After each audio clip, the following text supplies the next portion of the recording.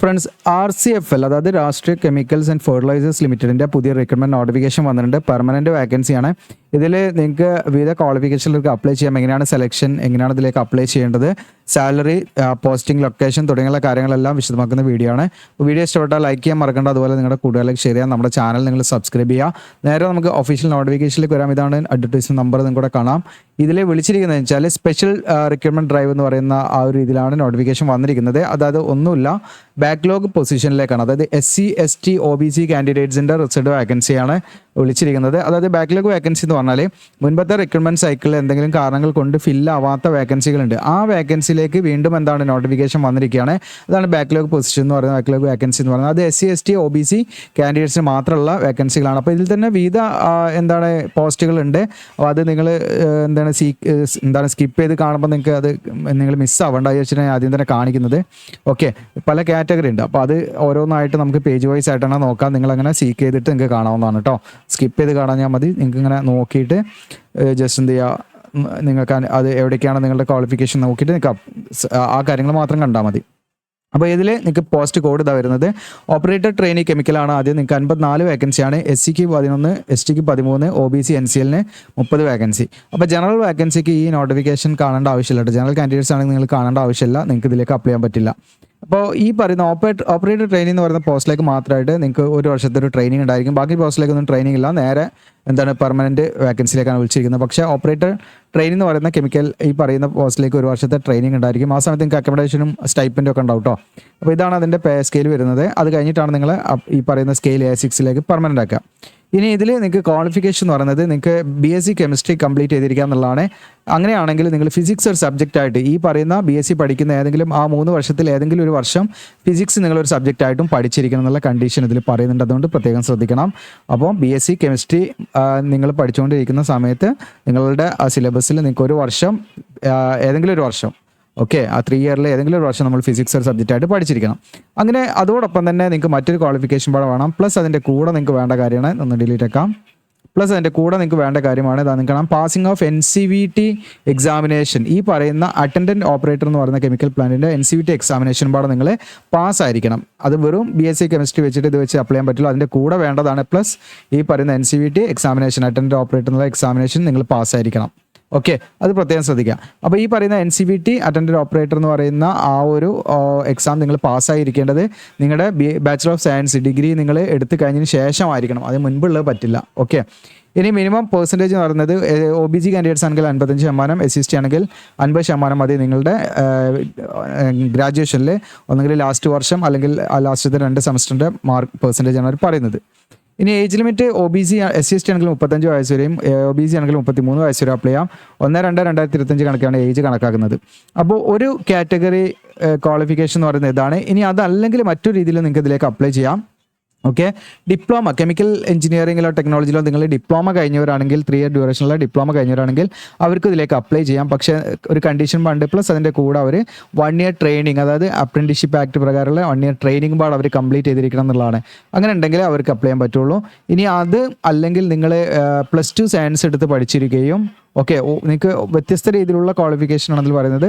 അതും അല്ലെങ്കിൽ നിങ്ങൾക്ക് +2 സയൻസ് എടുത്ത് പഠിച്ചിരിക്കുകയും ഡയറക്റ്റ് ആയിട്ട് ലാറ്ററലിലൂടെ 2nd ഇയർ അല്ലെങ്കിൽ 3rd സെമസ്റ്ററിലേക്ക് നിങ്ങൾ ആ ഒരു അഡ്മിഷൻ എടുത്ത് അങ്ങനെ നിങ്ങൾ കെമിക്കൽ എഞ്ചിനീയറിംഗ് അല്ലെങ്കിൽ ടെക്നോളജിയിലോ ഡിപ്ലോമ കംപ്ലീറ്റ് ചെയ്തവരാണെങ്കിൽ അവർക്കും ഇതിലേക്ക് അപ്ലൈ ചെയ്യാം. അവരും 1 ഇയർ ട്രെയിനിങ് സക്സസ്ഫുള്ളി കംപ്ലീറ്റ് ചെയ്തിരിക്കണം. അപ്രന്റീസ്ഷിപ്പ് ആക്ട് പ്രകാരം പ്രത്യേകം ശ്രദ്ധിക്കാം.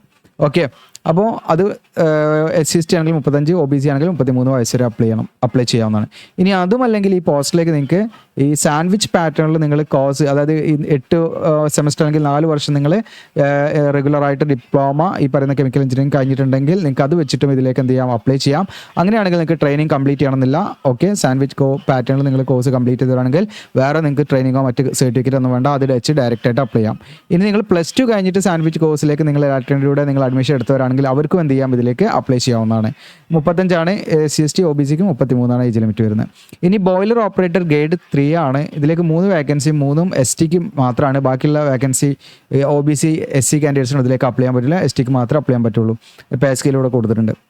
ഇതിലേക്കുള്ള ക്വാളിഫിക്കേഷൻ എന്ന് പറയുന്നത് നിങ്ങൾക്ക് 10ാം ക്ലാസ് പാസ്സായിരിക്കുക പ്ലസ് നിങ്ങൾക്ക് എന്താണ് കോമ്പറ്റൻസി സർട്ടിഫിക്കറ്റ് ബോയിലർ അറ്റൻഡൻറ്റിനുള്ള കോമ്പറ്റൻസി സർട്ടിഫിക്കറ്റ് നിങ്ങൾക്ക് സെക്കൻഡ് ക്ലാസ് സർട്ടിഫിക്കറ്റ് നിങ്ങൾക്ക് ഉണ്ടായിരിക്കുക എന്നുള്ളതാണ്. 35 ഇതിൻ്റെ ഏജ് ലിമിറ്റ് വരുന്നത്. ഇതിൽ മിനിമം 2 വർഷത്തെ എക്സ്പീരിയൻസും പാടെ നിങ്ങൾക്ക് വേണം. അപ്രന്റീസ്ഷിപ്പ് ട്രെയിനിങ് ഒരിക്കലും എക്സ്പീരിയൻസ് ആയിട്ട് ഈ പറയുന്ന എക്സ്പീരിയൻസിലേക്ക് കണക്കാക്കില്ല എന്ന് പ്രത്യേകം പറയുന്നുണ്ട്. ഇനി അതും അല്ലെങ്കിൽ നിങ്ങൾക്ക് 10ാം ക്ലാസ് പാസ്സായിരിക്കുക പ്ലസ് എന്താണ് NCVT ബോയിലർ അറ്റൻഡൻറ്റിനുള്ള NCVT നിങ്ങൾക്ക് സർട്ടിഫിക്കറ്റ് ഉണ്ടായിരിക്കുക എന്നുള്ളതാണ്. അപ്പോൾ ആ NCVT സർട്ടിഫിക്കറ്റിൽ പ്രത്യേകം ഇത് മെൻഷൻ ചെയ്തിരിക്കണം. The certificate is valid as equivalent to the certificate of competency of second class boiler attendant in the state എന്ന് പ്രത്യേകമായിട്ട് ഇത് അതിൽ നിങ്ങളുടെ സർട്ടിഫിക്കറ്റിൽ മെൻഷൻ ചെയ്തിട്ടുണ്ടെങ്കിൽ മാത്രമേ നിങ്ങൾക്ക് അതിന് ഇക്വലന്റ് ആയിട്ട് വെച്ചിട്ട് ബോയിലർ അറ്റൻഡന്റ് കോമ്പറ്റൻസി സർട്ടിഫിക്കറ്റിന് ഇക്വലന്റ് ആയിട്ട് വെച്ചിട്ട് നിങ്ങൾക്ക് അപ്ലൈ ചെയ്യാൻ പറ്റുള്ളൂ. ഓക്കെ, അപ്പം പ്രത്യേകം ശ്രദ്ധിക്കുക. SSLC പാസ്സായിരിക്കുക plus NCVT boiler attendant certificate ഉണ്ടെങ്കിൽ അപ്ലൈ ചെയ്യാം. പക്ഷേ ഈ പറയുന്ന വാചകം അതിലുണ്ടായിരിക്കണം എന്ന് പ്രത്യേകം ശ്രദ്ധിക്കുക. എങ്കിലേ നിങ്ങൾക്ക് ഈ പറയുന്ന ബോയിലർ അറ്റൻഡന്റ് കോമ്പറ്റൻസി സർട്ടിഫിക്കറ്റിൻ്റെ ഇക്വലന്റ് ആയിട്ട് നിങ്ങൾക്ക് അപ്ലൈ ചെയ്യാൻ പറ്റുള്ളൂ. ഏജ് ലിമിറ്റ് 35 ST കാൻഡിഡേറ്റ്സിന് 2 വർഷത്തെ എക്സ്പീരിയൻസ് വേറെയും വേണം. ഇനി അതും അല്ലെങ്കിൽ നിങ്ങൾക്ക് SSLC പാസ്സായിരിക്കുക പ്ലസ് നിങ്ങൾക്ക് ഡിപ്ലോമ ബോയിലർ അറ്റൻഡൻറ്റിലുള്ള ഡിപ്ലോമ നിങ്ങൾ പാസ്സായിരിക്കുക എന്നുള്ളതാണ്. ആ ഡിപ്ലോമ സർട്ടിഫിക്കറ്റിലും ഈ പ്രത്യേക വാചകം ഉണ്ടെങ്കിൽ മാത്രമേ നിങ്ങൾക്ക് അതിലേക്ക് അപ്ലൈ ചെയ്യാൻ പറ്റും. പ്രത്യേകം ശ്രദ്ധിക്കുക. നിങ്ങൾ this certificate is valid as equivalent to the competency second class boiler attendant in the state എന്ന് പ്രത്യേകമായിട്ട് അതിൽ മെൻഷൻ ചെയ്തിരിക്കണം. ഓക്കെ, അങ്ങനെ ഉണ്ടെങ്കിൽ അതിലേക്ക് അപ്ലൈ ചെയ്യാൻ പറ്റുള്ളൂ. 35 ഏജ് ലിമിറ്റ് വരുന്നത്. നെക്സ്റ്റ് സർവീസിനൊക്കെ നിശ്ചയമുള്ള ഏജ് റിലാക്സേഷൻ കാര്യങ്ങളൊക്കെ ഉണ്ടാകും. 2 വർഷമാണ് എക്സ്പീരിയൻസ് വേണ്ടത്. ഇനി അതും അല്ലെങ്കിൽ ഇതിലേക്ക് നിങ്ങൾക്ക് SSLC പ്ലസ് എന്താണ് ഈ പറയുന്ന എഞ്ചിനീയറിംഗ് സെയിലർ ഓഫ് ഇന്ത്യൻ നേവിയിൽ എഞ്ചിനീയറിംഗ് സെയിലറായിട്ടൊക്കെ വർക്ക് ചെയ്തിട്ടുണ്ടെങ്കിൽ അങ്ങനെയുള്ളവർക്ക് അപ്ലൈ ചെയ്യാവുന്നതാണ്. അതായത് എഞ്ചിൻ റൂം ആർട്ടിഫിസറായിട്ടോ അല്ലെങ്കിൽ മെക്കാനിക്കോ അല്ലെങ്കിൽ എഞ്ചിൻ മെക്കാനിക്കോ ആയിട്ട്. അതോടൊപ്പം തന്നെ ഈ പറയുന്ന മെഷീനറി വാച്ച് കീപ്പിംഗ് കോഴ്സ് സർട്ടിഫിക്കറ്റും പാടെ നിങ്ങൾക്ക് ഉണ്ടായിരിക്കണം എന്നുള്ളതാണ്. അങ്ങനെയുള്ളവർക്ക് അത് വെച്ചിട്ട് അപ്ലൈ ചെയ്യാം. 35 ഏജ് ലിമിറ്റ് വരുന്നത്. 2 വർഷത്തെ എക്സ്പീരിയൻസ് വേണം. ഇനി അടുത്തത് ജൂനിയർ ഫയർമാൻ ആണ്. ഇതിലേക്ക് 2 വേക്കൻസിയുള്ള ST വേക്കൻസി തന്നെയാണ്. അപ്പോൾ ഇതിൽ നിങ്ങൾക്ക് 10ാം ക്ലാസ് പാസ്സായിരിക്കുക പ്ലസ് 6 മന്ത് ഡ്യൂറേഷനുള്ള ഫയർമാൻ സർട്ടിഫിക്കറ്റ് നിങ്ങൾ കൈവശം ഉണ്ടായിരിക്കണം എന്നുള്ളതാണ്. അത് ഫയർ ട്രെയിനിങ് സെൻട്രൽ ഗവൺമെൻറ് ഇൻസ്റ്റിറ്റ്യൂട്ടിൽ നിന്നായിരിക്കണം എന്നുള്ള കണ്ടീഷനാണ്. അതോടൊപ്പം തന്നെ 34 ഏജ് ലിമിറ്റ് വരുന്നത് ST കാൻഡിഡേറ്റ്സിന്. പിന്നെ 1 വർഷത്തെ മിനിമം ഇൻഡസ്ട്രിയൽ ഫയർ ഫൈറ്റിങ്ങിലുള്ള എക്സ്പീരിയൻസ് ഉണ്ടായിരിക്കണം എന്നുള്ളതാണ്.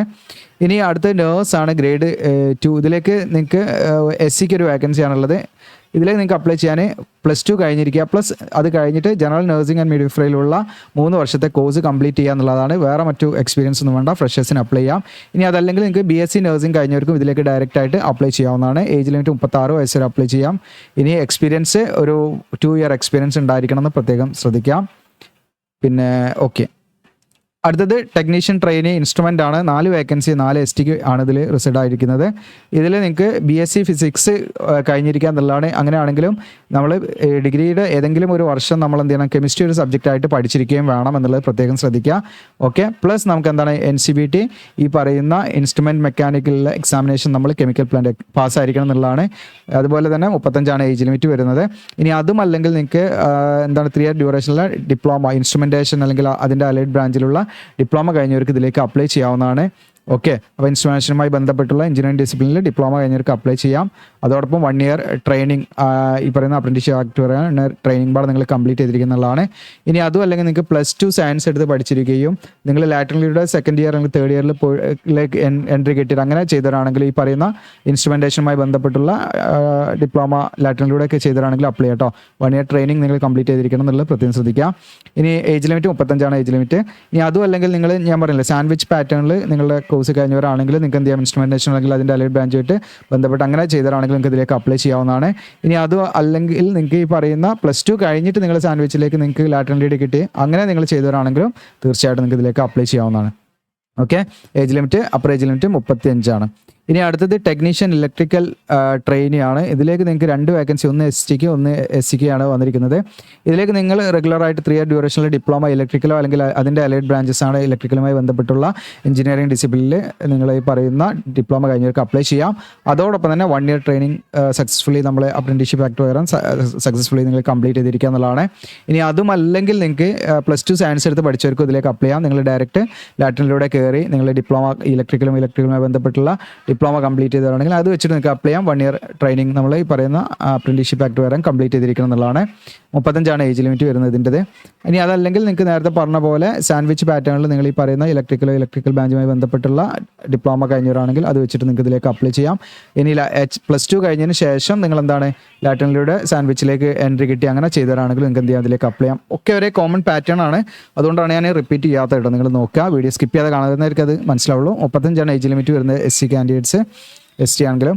ഇനി ടെക്നീഷ്യൻ മെക്കാനിക്കൽ ട്രെയിനിയാണ്. ഇതിലേക്ക് നിങ്ങൾക്ക് അപ്ലൈ ചെയ്യാൻ മെക്കാനിക്കൽ അല്ലെങ്കിൽ അതിൻ്റെ അലൈഡ് ബ്രാഞ്ചസുമായി ബന്ധപ്പെട്ടുള്ള റെഗുലർ ഡിപ്ലോമയാണ്. +1 ഇയർ ട്രെയിനിങ് നിങ്ങൾ സക്സസ്ഫുള്ളി കംപ്ലീറ്റ് ചെയ്തിരിക്കണം എന്നുള്ളതാണ്. ഓക്കെ, അപ്പോൾ അപ്രന്റീസ്ഷിപ്പ് കാര്യങ്ങളൊക്കെ. ഇനി അതോടൊപ്പം തന്നെ ഇതല്ലെങ്കിൽ നിങ്ങൾക്ക് +2 സയൻസ് എടുത്ത് ലാറ്ററലിലൂടെ കയറിയിട്ട് അങ്ങനെ നിങ്ങൾ 1 ഇയർ എന്താണ് ട്രെയിനിങ് അപ്രന്റീസ്ഷിപ്പ് ആയിട്ടുള്ള ട്രെയിനിങ് കംപ്ലീറ്റ് ചെയ്തിട്ടാണെങ്കിൽ അത് വെച്ചിട്ടും ഇതിലേക്ക് നിങ്ങൾക്ക് എന്ത് ചെയ്യാം, അപ്ലൈ ചെയ്യാം. 35 ഏജ് ലിമിറ്റ്. SC STക്ക്. OBC ആണെങ്കിൽ 33. ഇതിൽ നമുക്ക് OBCക്കും വാക്കൻസി ഉണ്ട്, SC STക്കും വാക്കൻസി ഉണ്ട് കേട്ടോ. ഇനി അടുത്തത് വരുന്നത് അതും അല്ലെങ്കിൽ നിങ്ങൾക്ക് 4 വർഷത്തെ സാൻഡ്വിച്ച് പാറ്റേണിലുള്ള കോഴ്സ് കഴിഞ്ഞവരാണെങ്കിലും മെക്കാനിക്കലും അല്ലെങ്കിൽ അതിൻ്റെ അലൈഡ് ബ്രാഞ്ചസുമായി ബന്ധപ്പെട്ട് സാൻഡ്വിച്ച് കോഴ്സ് കഴിഞ്ഞവരാണെങ്കിൽ അത് വെച്ചിട്ട് അപ്ലൈ ചെയ്യാം. ഇനി സാൻഡ്വിച്ചിൽ തന്നെ നിങ്ങൾ +2 കഴിഞ്ഞിട്ട് അങ്ങനെ ലാറ്ററലിലൂടെ കയറുകയാണെങ്കിൽ അത് വെച്ചിട്ട് നിങ്ങൾക്ക് ഇതിലേക്ക് അപ്ലൈ ചെയ്യാം. SC ST 35, OBC 33 വയസ്സരാണ്. ഓക്കെ, അങ്ങനെ ടോട്ടൽ ഇതിൽ 74 വേക്കൻസിയാണ് വിളിച്ചിരിക്കുന്നത്. അപ്പോൾ നിങ്ങൾക്ക് താല്പര്യം ഉണ്ടെങ്കിൽ അതിനനുസരിച്ച് നിങ്ങൾ അപ്ലൈ ചെയ്യാം. പിന്നെ ഇതിൻ്റെ പോസ്റ്റിംഗ് ലൊക്കേഷൻ ഏത് യൂണിറ്റിൽ വേണമെങ്കിൽ ട്രോംബെ അല്ലെങ്കിൽ ഇവിടെ എവിടെയാണെങ്കിലും അതിൻ്റെ പ്രൊജക്ട് ഏരിയയിലൊക്കെ എവിടെയാണെങ്കിലും പോസ്റ്റ് ചെയ്യാന്നുള്ളതാണ്. ഓക്കെ, ഇനി അപ്ലിക്കേഷൻ ഫീ 700 രൂപ അപേക്ഷാ ഫീസ് ഉണ്ട്. ഇത് OBC മെയിൽ കാൻഡിഡേറ്റ്സിന് മാത്രമേ ഈ അപേക്ഷാ ഫീസ് ഉള്ളൂ. ഇനി ഫീമെയിൽ കാൻഡിഡേറ്റ്സ് അതുപോലെ SC ST candidates, ex serviceman ഇവർക്കൊന്നും യാതൊരു ഫീസും കൊടുക്കേണ്ട, അവർക്ക് ഫ്രീ ആയിട്ട് അപ്ലൈ ചെയ്യാം. OBC മെയിൽ കാൻഡിഡേറ്റ്സ് ആണെങ്കിൽ 700 + GST ഉണ്ടായിരിക്കും. ഓക്കെ, പിന്നെ ഇതിലേക്ക് നിങ്ങൾക്ക് സാലറി മറ്റ് ബെനിഫിറ്റ് ആണ്. ഇപ്പോൾ ഓപ്പറേറ്റർ ടെക്നീഷ്യൻ ട്രെയിൻ എന്ന് പറയുന്ന പോസ്റ്റ് ആണെങ്കിൽ 1 ഇയർ നിങ്ങൾക്ക് ട്രെയിനിങ് ഉണ്ടായിരിക്കും, ഓൺ ദി ജോബ് ട്രെയിനിങ് ഉണ്ടായിരിക്കുക. അതിൽ നിങ്ങൾക്ക് 9,000 ആണ് സ്റ്റൈപ്പൻഡ് ആയിട്ട് ലഭിക്കുക. പിന്നെ ഹോസ്റ്റലിൽ ഒരു അക്കോമഡേഷൻ ഫെസിലിറ്റി കാര്യങ്ങളൊക്കെ ഉണ്ടായിരിക്കും, മെഡിക്കൽ ഫെസിലിറ്റി കാര്യങ്ങളൊക്കെ ഉണ്ടായിരിക്കും. അത് നിങ്ങൾ കംപ്ലീറ്റ് ചെയ്താൽ സക്സസ്ഫുള്ളി കംപ്ലീറ്റ് ചെയ്താൽ നിങ്ങൾക്ക് 46,300 രൂപയുടെ അലവൻസും കാര്യങ്ങളൊക്കെ ആയിട്ട് നിങ്ങളുടെ കയ്യിൽ കിട്ടുന്ന എമൗണ്ട് എന്ന് പറയുന്നത്. ഇനി ബോയിലർ ഓപ്പറേറ്റർ ഗ്രേഡ് 2 ആണെങ്കിൽ നിങ്ങൾക്ക് 42,200 നിങ്ങൾക്ക് ലഭിക്കുക. അവർക്ക് ട്രെയിനിങ് ഒന്നും ഉണ്ടാവില്ല, നേരെ ഡയറക്റ്റ് പെർമനൻറ്റ് പോസ്റ്റിലേക്കാണ്. ജൂനിയർ ഫയർമാൻ ആണെങ്കിൽ 35,900 സ്റ്റാർട്ടിങ്. ദെൻ നേഴ്സ് ഗ്രേഡ് 2 ആണെങ്കിൽ 46,300 ലഭിക്കും. പിന്നെ സെലക്ഷൻ പ്രോസസ്സ് ആണ് ഓൺലൈൻ ടെസ്റ്റും സ്കിൽ ടെസ്റ്റ് ഒക്കെ ഉണ്ടായിരിക്കും. അതിൻ്റെ സ്കീം കാര്യങ്ങളൊക്കെ ഇതിൽ തന്നെ ഉണ്ട്. ജസ്റ്റ് നിങ്ങൾക്ക് നോക്കാൻ ഡൗട്ട് ഉണ്ടെങ്കിൽ കമൻ്റ് ആയിട്ട് ചോദിക്കാവുന്നതാണ്. ഓക്കെ, സ്കിൽ ടെസ്റ്റിൻ്റെ കാര്യങ്ങൾ ഇവിടെ എനിക്ക് ഇപ്പോൾ ഫയർമാൻ എന്ന് പറയുന്ന പോസ്റ്റിലേക്കാണെങ്കിൽ ഫിസിക്കൽ എൻഡ്യൂറൻസ് ടെസ്റ്റ് ഉണ്ടാവും, അതിൽ റണ്ണിങ് അങ്ങനെ കുറേ കാര്യങ്ങളുണ്ട്, ഇതൊക്കെ ഉണ്ടാവും, ഈ കാര്യങ്ങളൊക്കെ ഉണ്ടാവും. അതുപോലെ ഫിസിക്കൽ എൻഡ്യൂറൻസ് ടെസ്റ്റ് ഇത് മെയിൽ കാൻഡിഡേറ്റ്സിന്, ഇത് ഫീമെയിൽ കാൻഡിഡേറ്റ്സിനുള്ളതാണ്. രണ്ട് സെപ്പറേറ്റ് നമുക്ക് നോക്കാം. പിന്നെ മെയിൽ കാൻഡിഡേറ്റ്സിന് ഈ പറയുന്ന ഫയർമാൻ പോസ്റ്റിലേക്ക് മാത്രം ബാധകമാകുന്ന കാര്യമായിട്ടാണ് ഞാൻ പറയുന്നത്. ബാക്കിയുള്ള പോസ്റ്റിലേക്കൊന്നും ഈ പറയുന്ന ഫിസിക്കൽ എൻഡ്യൂറൻസ് ടെസ്റ്റോ ഫിസിക്കൽ സ്റ്റാൻഡേർഡ് ടെസ്റ്റോ ഉണ്ടാവില്ല. ഈ ഫയർമാൻ തസ്തിയിലേക്ക് അപ്ലൈ ചെയ്യുന്നവർക്ക് മാത്രമേ ഇത് ബാധകമാകുന്നുള്ളൂ, പ്രത്യേകം ശ്രദ്ധിക്കുക. ഇനി മെയിൽ കാൻഡിഡേറ്റ്സ് ആണെങ്കിൽ അവർക്ക് 172 സെൻറ്റിമീറ്റർ ഹൈറ്റ് വേണം. ഫയർമാനിലേക്ക് അപ്ലൈ ആണെങ്കിൽ ഫീമെയിൽ ആണെങ്കിൽ 162 സെൻറ്റിമീറ്റർ മതി. വെയിറ്റ് 50 കിലോഗ്രാം ആയിരിക്കണം. മെയിൽ കാൻഡിഡേറ്റ്സിന് ഫയർമാനിലേക്ക് അപ്ലൈ ആണെങ്കിൽ 81 സെൻറ്റിമീറ്റർ നോർമൽ രീതിയിൽ ചെസ്റ്റ്, 86 സെൻറ്റിമീറ്റർ എക്സ്പാൻഡ് ചെയ്യാനും പറ്റണം. ഫീമെയിൽ കാൻഡിഡേറ്റ്സിന് ചെസ്റ്റ് അപ്ലിക്കബിൾ അല്ല. വിഷൻ 6/6 വിത്തൗട്ട് ഗ്ലാസ്സിലാണ് പറയുന്നത് കേട്ടോ. അപ്പോൾ ഇത് ഫയർമാൻ എന്ന് പറയുന്ന ബസ്സിലേക്ക് അപ്ലൈ ചെയ്യുന്നവർ മാത്രം ശ്രദ്ധിച്ചാൽ മതി. പിന്നെ ഇതിലേക്ക് ഓൺലൈൻ അപ്ലൈ ചെയ്യുന്ന സമയത്ത് നമ്മൾ ഫോട്ടോ സിഗ്നേച്ചർ ഇതൊക്കെ അപ്ലോഡ് ചെയ്യണം. അതിൻ്റെ ആ ഒരു ക്രൈറ്റീരിയ കാര്യങ്ങളൊക്കെ ഇതിൽ കൊടുത്തിട്ടുണ്ട്, അതൊക്കെ നിങ്ങൾ കറക്റ്റായിട്ട് ഫോളോ ചെയ്യുക. ഓക്കെ, അപ്പോൾ ഇത്രയാണ് ഇതിൻ്റെ നോട്ടിഫിക്കേഷൻ റിലേറ്റഡ് പറയാനുള്ളത്. നമ്മുടെ വീഡിയോയുടെ താഴെ അപ്ലൈ ചെയ്യാവുന്ന ലിങ്ക് കൊടുക്കും. ആ ലിങ്ക് കൂടെ ക്ലിക്ക് ചെയ്താൽ RCF റിക്രൂട്ട്മെൻറ്റ് പറഞ്ഞിട്ട് കാണാം. താഴെ സ്ക്രോൾ ഡൗൺ ചെയ്യാം. നിങ്ങൾ ഇവിടെ നിങ്ങൾക്ക് കാണാം ഇമ്പോർട്ടൻറ്റ് ലിങ്ക്സ്. നോട്ടിഫിക്കേഷൻ ഇവിടുന്ന് ഡൗൺലോഡ് ചെയ്യാം. ആപ്ലിക്കേഷൻ ഫോം എന്നുള്ളിടത്ത് ക്ലിക്ക് ചെയ്യാം. ആപ്ലിക്കേഷൻ ഫോം ഓപ്പൺ ആക്കാം. ഓക്കെ, അപ്പോൾ ഇവിടെ കാണാൻ നിങ്ങൾക്ക് special recruitment drive for various post, അതിൻ്റെ ഡേറ്റ് ഇവിടെ ഉണ്ട്. സ്റ്റാർട്ടിംഗ് ഡേറ്റ് ഇവിടെ കാണാം. നിങ്ങൾക്ക് ഓൺലൈൻ അപേക്ഷ സ്റ്റാർട്ട് ചെയ്യുന്നത് മാർച്ച് 21 മുതൽ. നിങ്ങൾക്ക് ക്ലോസിംഗ് ഡേറ്റ് നിങ്ങൾക്ക് ഏപ്രിൽ 5 വരെയാണ്. അപ്പോൾ ഇതിൻ്റെ അപേക്ഷയുടെ ലാസ്റ്റ് ഡേറ്റ് എന്ന് പറയുന്നത് ഏപ്രിൽ 5 ആണ്, പ്രത്യേകം ശ്രദ്ധിക്കുക.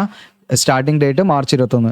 ഇനി ഇവിടെ നമ്മൾ ആദ്യമായിട്ട് വരികയാണെങ്കിൽ click here for new registration എന്ന് ക്ലിക്ക് ചെയ്യുക. അതിൽ നമ്മൾ ഡീറ്റെയിൽസ് ഒക്കെ ഇങ്ങനെ ഫില്ല് ചെയ്ത് അങ്ങനെ പോകാണ് വേണ്ടത്. അപ്പോൾ ഇത്രയാണ്. നിങ്ങൾക്ക് വീഡിയോ ഇഷ്ടപ്പെട്ടാൽ ലൈക്ക് ചെയ്യാൻ മറക്കരുത്, ഷെയർ ചെയ്യാൻ മറക്കരുത്. Thank you.